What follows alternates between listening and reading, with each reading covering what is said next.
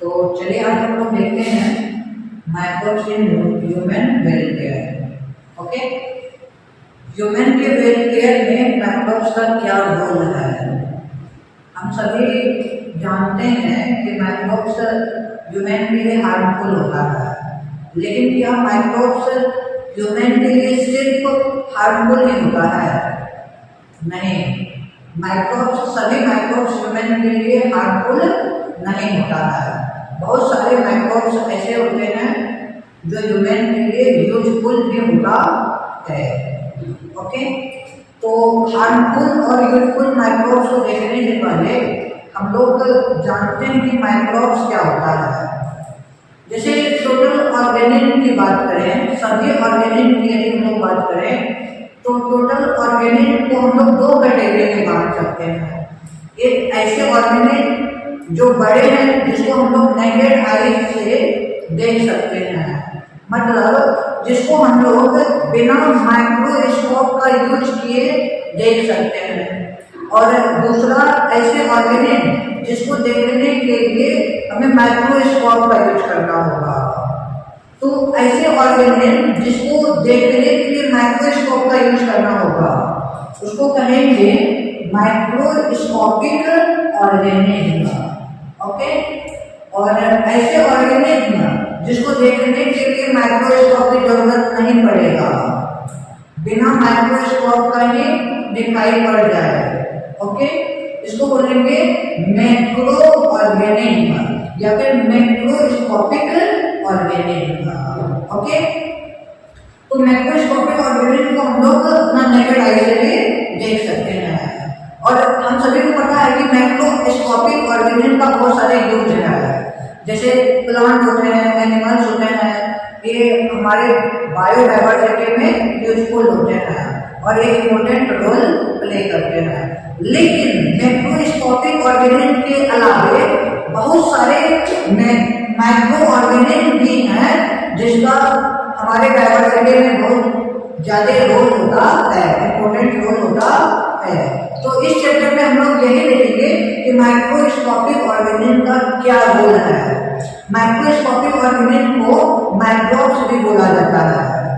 Okay, तो microbes जैसे हम सभी जानते हैं कि टोटल ऑर्गेनिज्म को 5 किंगडम में बांटा गया है: मोनेरा, प्रोटिस्टा, फंजाई, प्लांटिया, एनिमेलिया। तो जो माइक्रोस्कोपिक ऑर्गेनिज्म है, माइक्रोब्स है, माइक्रोब्स को कौन से किंगडम में रखा गया है?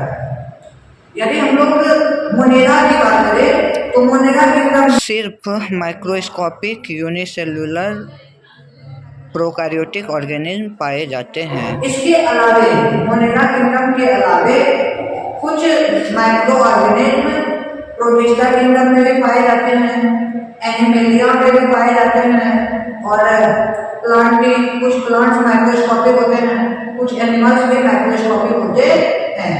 ओके, तो मतलब लगभग सभी किंगडम में माइक्रो ऑर्गेनिज्म पाए जाते हैं, माइक्रोब्स पाए जाते हैं। लेकिन बैक्टीरिया जो भी होते हैं मोनेरा, सभी वो माइक्रोस्कोपिक ही होते हैं। ओके, तो Monera kingdom overall micro organism को कंटेन करता है।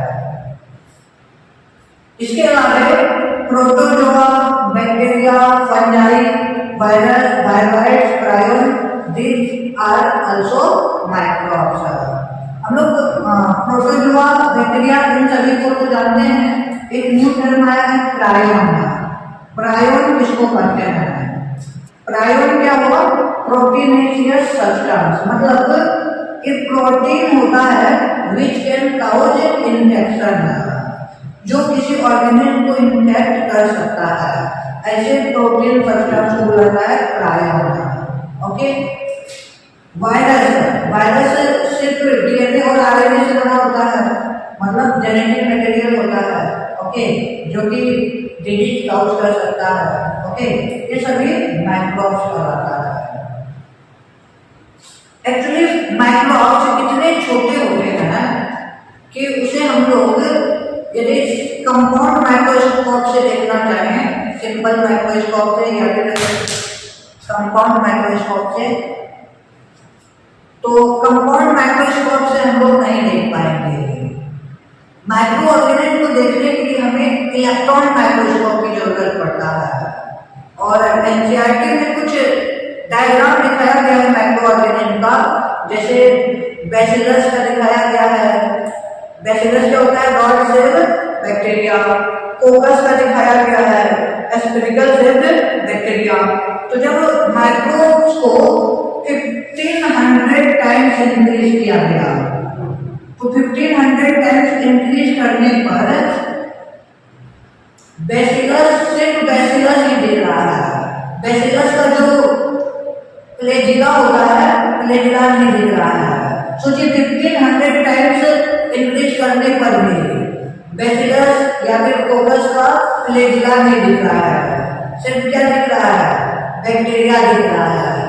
ओके, और जब फ्लैजिला देखना हो बैक्टीरिया का तो उसको 50,000 टाइम्स इंक्रीज करना पड़ा, मैग्नीफाइड करना पड़ा। और 50,000 टाइम्स मैग्नीफाइड करने पर रॉड सेल बैक्टीरिया का फ्लैजिला भी दिख रहा है। ओके, ये तो हम बैक्टीरिया की बात करें। और स्मॉलेस्ट माइक्रो ऑर्गेनिज्म होता है वायरस। वायरस को देखने के लिए 15,000 टाइम्स इंक्रीज करने पर भी वायरस नहीं दिखता है। वायरस को देखने के लिए 1 लाख to 1,50,000 टाइम्स मैग्नीफाई करना पड़ता है। ओके, तब जाकर के हम लोग वायरस को देख पाते हैं। और 1 लाख से 1,50,000 टाइम्स मैग्नीफाइड डायग्राम हमारे एनसीईआरटी में दिया गया है। एनसीईआरटी में आप वायरस का डायग्राम देख सकते हैं। वायरस में आपको बैक्टीरियोफेज वायरस का डायग्राम दिया गया है। बैक्टीरियोफेज के अलावे एडेनो वायरस और टीएमवी वायरस। ओके, बैक्टीरियोफेज क्या होता है? बैक्टीरियोफेज एक वायरस होता है जो बैक्टीरिया को इन्फेक्ट करता है। एडेनो वायरस हमारे बॉडी में रेस्पिरेटरी डिजीज कॉज करता है। ओके, इसके अलावे टीएमवी वायरस है, टोबैको मोजाइक वायरस है। Tobacco Mosaic virus tobacco plant में डिजीज कॉज करता है।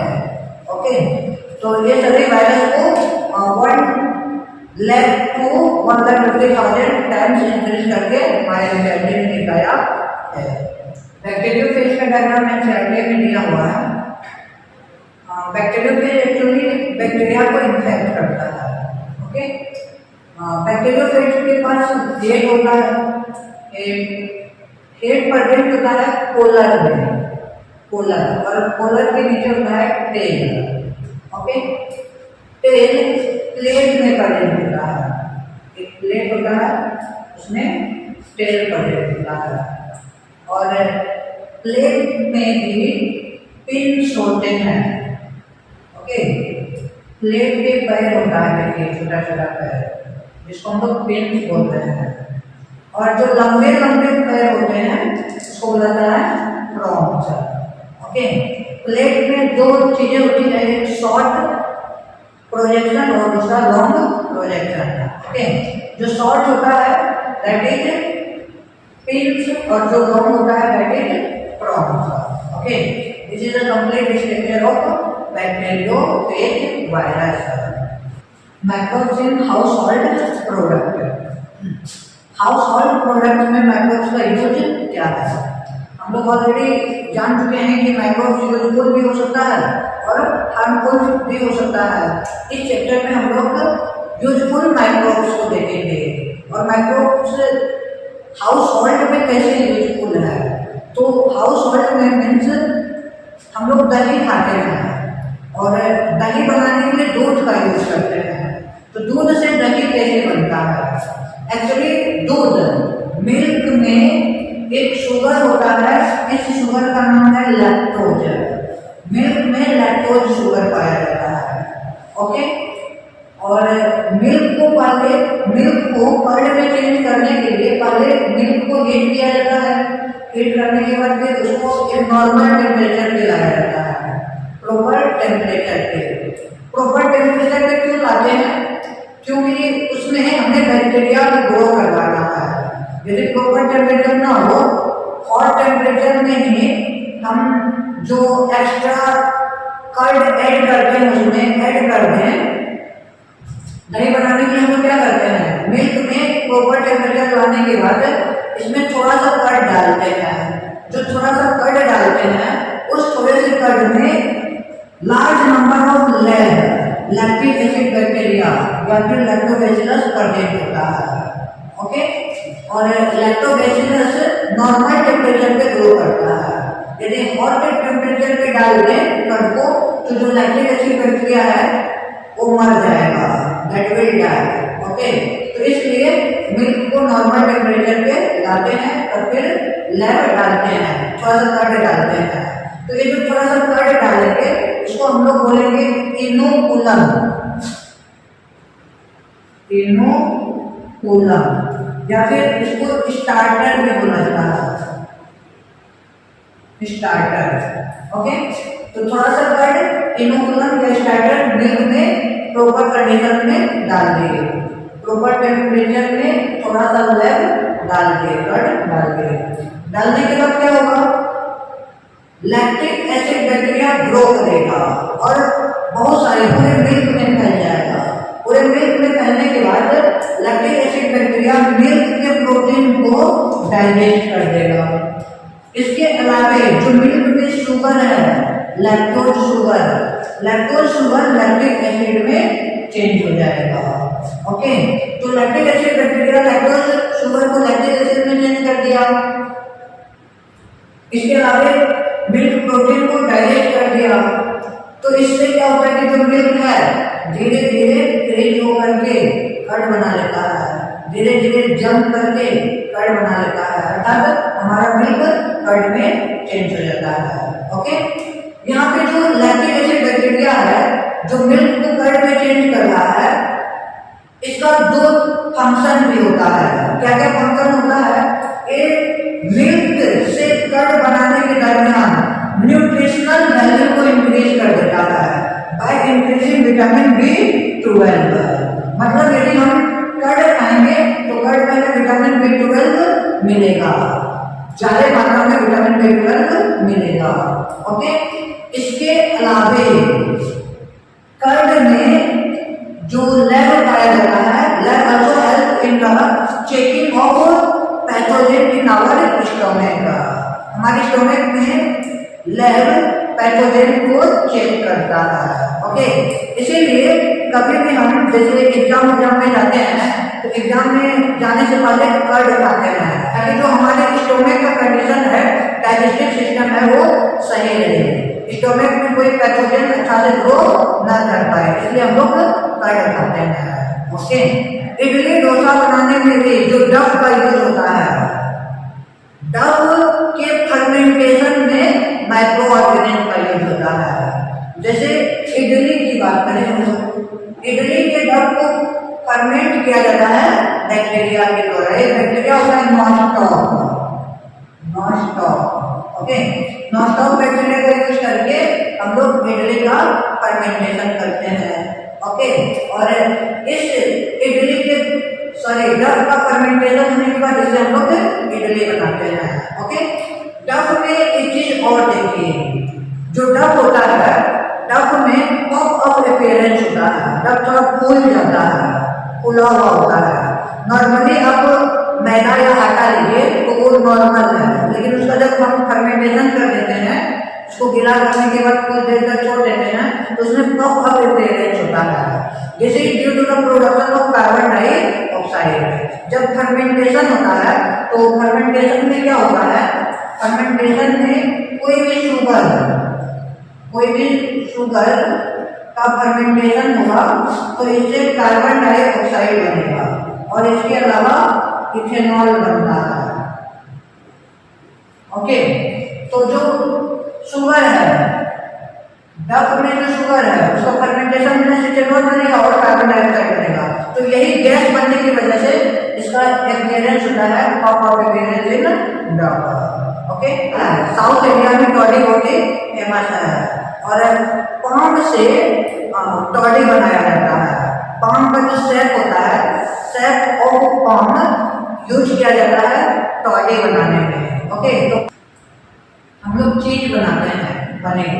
ओके, तो पनीर बनाने में स्विस चीज बनाने में प्रोपायोनिबैक्टीरियम साल्मोनी का यूज होता है और रॉकफोर्ट चीज होता है। रॉकफोर्ट चीज में पेनिसिलियम रॉकफोर्टी का यूज होता है। स्विस चीज में लार्ज वॉल्स होता है क्योंकि इसमें स्पेशल बैक्टीरिया प्रोपायोनिबैक्टीरियम साल्मोनी होता है, इसमें इसमें लार्ज वॉल होता है। ओके, इसके अलावा हम लोग ब्रेड बनाते हैं। ब्रेड के डब के फर्मेंटेशन के लिए एक ईस्ट का यूज होता है, उस ईस्ट को बोला जाता है सेकेरोमाइस सेरेटिसिया। इस ईस्ट को बेकर एड्स बोलते हैं। आप लोग बेकरी का नाम सुने होंगे, जहाँ पे ब्रेड जैसा बनता है उसको बेकरी बोला जाता है। तो ब्रेड बनाने में जो ईस्ट यूज होगा उसको बोलेंगे बेकर्स ईस्ट। बेकर ईस्ट में आता है सेकेरोमाइस सेरेटिसिया। और एक चीज देखिए, सेकेरोमाइस सेरेटिसिया ही अल्कोहल बनाने में भी हेल्प करता है। अल्कोहल बनाने में जो सीरियल्स का फर्मेंटेशन होता है that is fermented by using saccharomyces cerevisiae. Saccharomyces cerevisiae इसका यूज करके जो फ्रूट जूस होता है, सीरियल्स होता है, उसके फर्मेंटेशन से हम लोग अल्कोहल बनाते हैं। ओके, अब हम लोग देखते हैं कि माइक्रोब्स का यूज इंडस्ट्री में कैसे होता है। माइक्रोब्स का यूज इंडस्ट्री में भी होता है। इंडस्ट्री में दो यूजेज हम लोग देखेंगे, एक बेवरेजेस बनाने में, ओके, और दूसरा एंटीबायोटिक्स बनाने में। ओके, तो बेवरेजेस क्या हुआ, जैसे अल्कोहल बनाने में हम लोग माइक्रोब्स का यूज करते हैं। अल्कोहल के अलावा एंटीबायोटिक्स बनाने में भी हम लोग माइक्रोब्स का यूज करते हैं। तो अल्कोहल को बनाते हैं एक बड़ा वेसल से लेते हैं जिसको फर्मेंटर्स बोला जाता है। ओके, और फर्मेंटर्स में हम लोग ईस्ट को ग्रो करते हैं, जैसे सेकेरोमाइस सेरेटिसिया को। उसे में जो हमारे सीरियल्स फूड्स होता है, ओके, उन सबको डाल देते हैं तो वो उसमें फर्मेंटेशन करने का काम करता है और फर्मेंटेशन करने से हमारे बेवरेज बनता है। बेवरेज में जैसे अल्कोहल बनता है और अल्कोहल के अलग अलग टाइप्स होते हैं, वाइन, बियर, ब्रांडी, रम। ओके, तो ये जो टाइप्स होते हैं ये अलग अलग कैटेगरीज का होता है। ये बेसिकली दो तरह के होते हैं। कौन कौन सा दो तरह का बेवरेज होता है? अल्कोहल दो तरह के होते हैं, एक विदाउट डिस्टिलेशन प्रोड्यूस होता है और दूसरा विथ डिस्टिलेशन प्रोड्यूस होता है। विदाउट डिस्टिलेशन में वाइन और बियर आता है और विथ डिस्टिलेशन रम, विस्की और ब्रांडी प्रोड्यूस किया जाता है। ओके, इसके बाद हम लोग देखते हैं एंटीबायोटिक्स बनाने में। एंटीबायोटिक्स बनाने में माइक्रोब्स का कैसे यूज होता है। सबसे पहले एंटीबायोटिक्स की डिस्कवरी कैसे हुई? सबसे पहले एक साइंटिस्ट थे Alexander Fleming. Alexander Fleming bacteria को दो प्लेट्स में ग्रो किया। एक पूरे साफ प्लेट था, क्लीन प्लेट, दो प्लेट लिया, दो कल्चर मीडिया लिया। ओके, कल्चरिंग प्लेट, एक प्लेट एकदम क्लीन था जिसमें कोई भी गंदगी नहीं था और दूसरा प्लेट था जिसमें थोड़ा गंदगी था। इसमें ना फंगी ग्रो कर गया था, फंगी, और इसमें कुछ भी ग्रो नहीं किया था। इसमें स्टेफाइलोकोकस बैक्टीरिया को डाल दिया। ओके, तो जब स्टेफाइलोकोकस बैक्टीरिया को अलेक्जेंडर फ्लेमिंग ने दोनों प्लेट में डाला तो इसको कुछ दिन के लिए छोड़ दिया ग्रो करने के लिए। तो जो क्लीन प्लेट था, क्लीन प्लेट में बैक्टीरिया अच्छा से ग्रो किया, लेकिन जिसमें फंजाई ग्रो कर रहा था इसमें बैक्टीरिया ग्रो नहीं कर पाया।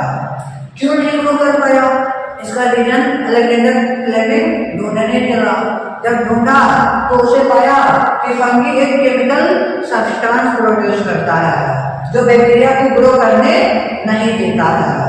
ओके, और इस केमिकल सब्सटेंस बैक्टीरिया के ग्रो को रोक देता है, रिटार्ड कर देता है, किल कर देता है। तो यहीं से सबसे पहले एंटीबायोटिक की डिस्कवरी हुई थी। ओके, और सबसे पहला एंटीबायोटिक था पेनिसिलिन। ओके, जो कि पेनिसिलियम नोटेटम, ये जो फंगी था पेनिसिलियम नोटेटम फंगी था, उसी फंगी से प्राप्त हुआ था पेनिसिलिन। ओके, अलेक्जेंडर फ्लेमिंग ने सबसे पहले पेनिसिलियम नोटेटम से फर्स्ट एंटीबायोटिक की डिस्कवरी की, लेकिन इसको इस्टेब्लिश करने के लिए अर्नस्ट चेन आए और हॉवर्ड फ्लोरे आए, और इस चीज के लिए इन तीनों को नोबेल प्राइज मिला था 1945 में। ओके, 1942 में सेकेंड वर्ल्ड वॉर चल रहा था, तो सेकेंड वर्ल्ड वॉर के दरमियान जो सोल्जर्स घायल होते थे, तो सोल्जर्स के ट्रीटमेंट के लिए एंटीबायोटिक्स का यूज किया गया था, और इसलिए इन तीनों को नोबेल प्राइज में मिला एंटीबायोटिक की डिस्कवरी के लिए। ओके, और हम लोग को पता है कि अभी एंटीबायोटिक्स के बिना लाइफ पॉसिबल नहीं है। कोई भी डिजीज होता है तो उसमें एंटीबायोटिक्स यूज किया जाता है। ओके, और एंटीबायोटिक्स को हम लोग डिफाइन करने की कोशिश करें तो कैसे डिफाइन कर सकते हैं? एंटीबायोटिक्स में दो टर्म है, एक है एंटी और दूसरा है बायोटिक्स।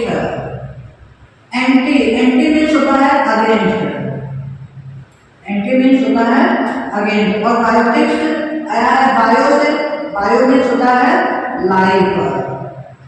ओके, मतलब क्या हुआ? लाइफ के अगेंस्ट है।